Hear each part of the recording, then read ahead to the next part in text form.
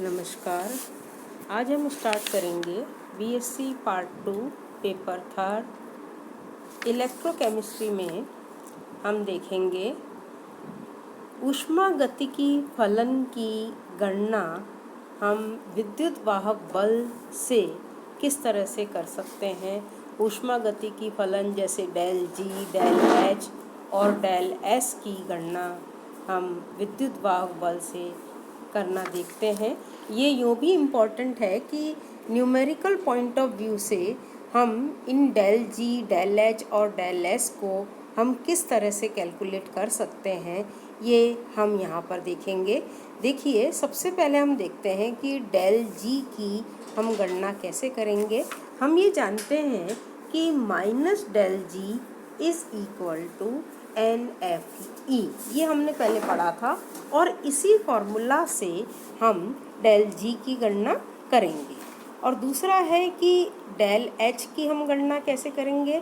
तो उसके लिए हम इस इक्वेशन को, जो ये डेल जी आया हमारे पास, इस इक्वेशन को हम ताप के संदर्भ में स्थिर दाब पर हम इसका अवकलन करते हैं। तो ये हमारे पास आएगा del G upon del T at constant pressure is equal to minus NF del E upon del T at constant pressure. ये हमारी इक्वेशन नंबर 2 है। और ये स्थिर दाब पर विद्युत वाहक बल के ताप गुणांक को यहाँ पर del E upon del T at constant pressure प्रदर्शित करता है। अब गिब्स हेल्महोल्ट्ज इक्वेशन से हम ये जानते हैं कि del G is equal to del H plus T del G upon del T at constant pressure होता है। अब हम यहाँ पर डेल जी और del G upon del T at constant pressure की वैल्यू को हम इक्वेशन नंबर 1 और 2 से यहाँ पर पुट करते हैं। तो देखिए, ये हमारे पास डेल जी की वैल्यू है माइनस NFE और ये डेल जी अपॉन इसकी जो वैल्यू है वो हमने यहाँ पर पुट कर दी। तो हमारे पास ये इक्वेशन आ गई minus NFE is equal to del H minus NFT within bracket del E upon del T at constant pressure. और अगर हमें डेल एच कैलकुलेट करना है तो हम इसको रीअरेंज करके इस तरह से लिख सकते हैं, del H is equal to NF within bracket T del E upon del T at constant pressure minus F। इसको आप अपनी कॉपी में एक बार खुद से करके देखेंगे तो आपको ये रिज़ल्ट समझ में आ जाएगा। और इस तरह से हम डेल एच को इस इक्वेशन से कैलकुलेट कर सकते हैं। अब हम डेल एस की गणना कैसे करेंगे, उसके लिए हम ये जानते हैं कि जो ये डेल जी है यानी गिब्स फ्री एनर्जी, इसमें ये रिलेशन होता है del G is equal to del H minus T del S. अब हम इस इक्वेशन नंबर 3 और 5 को कंपेयर करते हैं। देखिए, इक्वेशन नंबर 3, ये इस इक्वेशन नंबर 3 और इस इक्वेशन नंबर 5 को कंपेयर करते हैं तो हमारे पास ये रिलेशन आएगा del S is equal to, ये आएगा del S is equal to minus del G upon del T at constant pressure. अब इक्वेशन 2 का हम यूज़ करेंगे। तो उस इक्वेशन 2 में जो आप ऊपर देखिए, इस इक्वेशन 2 में देखिए, यहाँ हमारे पास ये रिलेशन है इस इक्वेशन 2 में। इस इक्वेशन 2 का जब हम रिलेशन यूज़ करेंगे तो देखिए, ये रिलेशन इसके बराबर हो जाएगा। तो यहाँ आप देखिए, इस इक्वेशन को इस तरह से लिख सकते हैं, ये इक्वेशन है ना, डेल एस इज, क्योंकि del G upon del T इसके बराबर हमने ऊपर देखा था, इसलिए del S is equal to NF del E upon del T at constant pressure. और इस तरह से हम डेल एस की वैल्यू को इस फॉर्मूला से कैलकुलेट कर सकते हैं। तो ये हमने देखा ऊष्मागतिकी फलन की गणना। अब हम देखते हैं कि सेल विभव पर ताप का क्या प्रभाव पड़ता है। इसको हम अच्छे से समझने की कोशिश करते हैं। देखिए, हम ये जानते हैं कि ये जो इक्वेशन नंबर 6 है जो हमने अभी ये अभी अपने ये इक्वेशन नंबर 6 ऊपर वाली में ये जो हमने डिराइव की है, इस इक्वेशन को हम इस तरह से लिख सकते हैं, del E upon del T at constant pressure is equal to del S upon N F.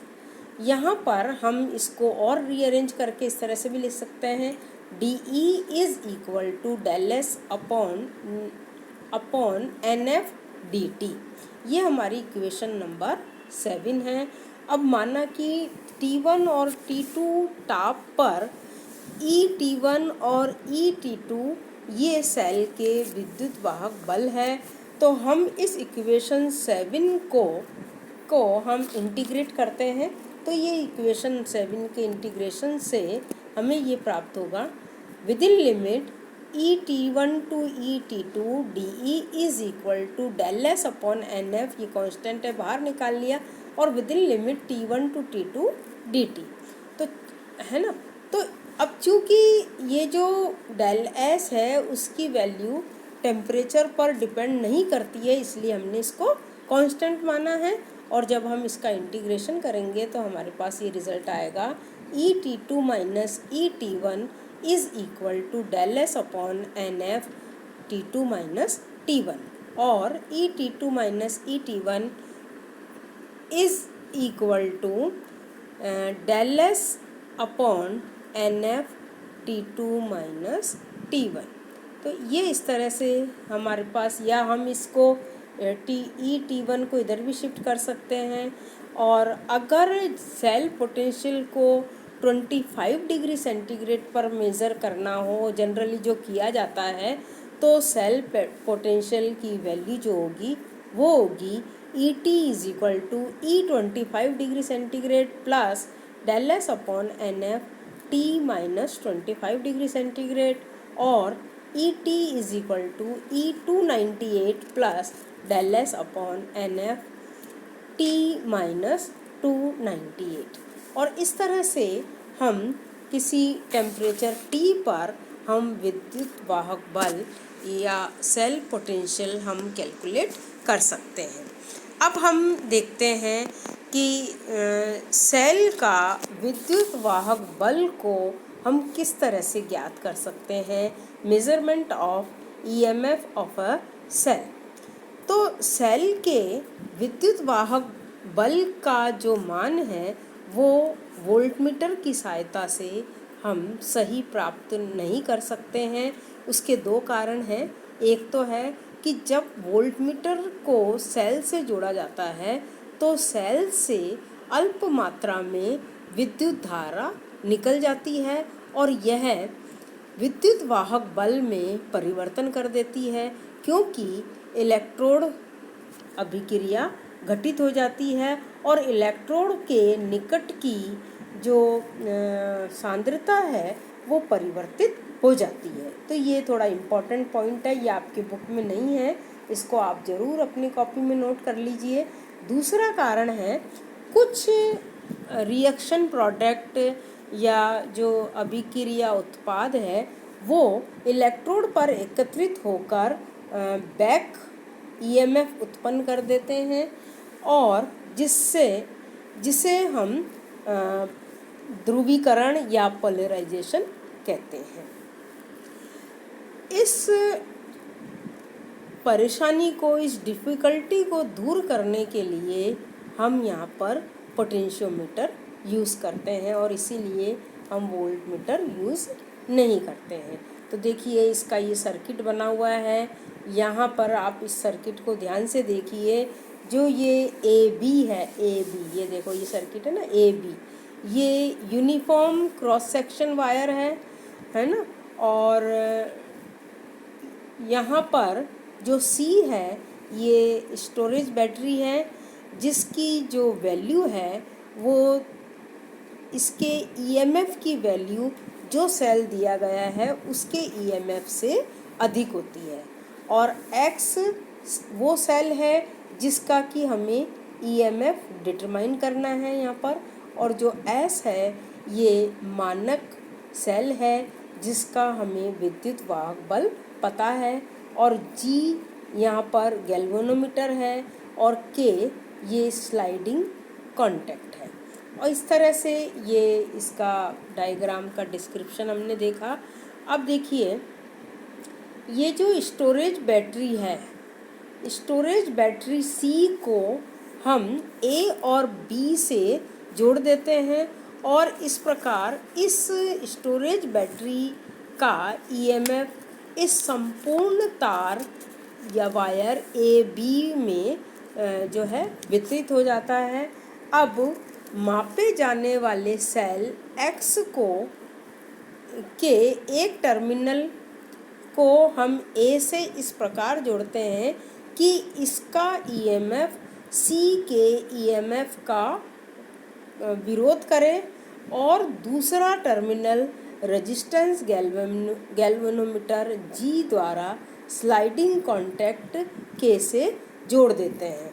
और इस क्यू को ये जो है इस क्यू को हम मूव करते हैं, यानी इस जॉकी को हम, ये जो यहाँ पर दिख रही है ना ये जॉकी, सॉरी, ये जॉकी को हम मूव करते हैं और मूव करके जिस जगह इसका मूवमेंट करने पर जहाँ पर इसका गैल्वेनोमीटर में कोई करंट फ्लो नहीं होता है वो पोजीशन प्राप्त कर लेते हैं। तो जैसे डी प्राप्त की है, इस डी पोजीशन प्राप्त कर लेते हैं और इस पॉइंट पर सेल एक्स का ईएमएफ बैटरी सी के ए से डी तक इस विभव के पतन को बिल्कुल ठीक से बैलेंस कर देता है। यदि सेल एक्स का ईएमएफ ई एक्स हो तो ई एक्स जो है वो उस तार की लंबाई के समानुपाती होता है। अब सेल एक्स के स्थान पर सर्किट में स्टैंडर्ड सेल, इसको स्टैंडर्ड सेल एस को जोड़ देते हैं और इस स्टैंडर्ड सेल एस को जोड़कर पुनः ये जो स्लाइडिंग कॉन्टैक्ट की है उसके द्वारा हम नल पॉइंट डी डैश प्राप्त कर लेते हैं। और यदि स्टैंडर्ड सेल का ईएमएफ ई एस है तो वो ई एस ए डी के लंबाई वाई मतलब तार की लंबाई ए डी डैश के समानुपाती होगी। अब हम इन दोनों इक्वेशन से ये रिलेशन प्राप्त करते हैं, E X upon E S is equal to A D upon A D dash और E X is equal to E S A D upon A D dash. और इस तरह से हम सेल का ईएमएफ ज्ञात कर लेते हैं। Thank you.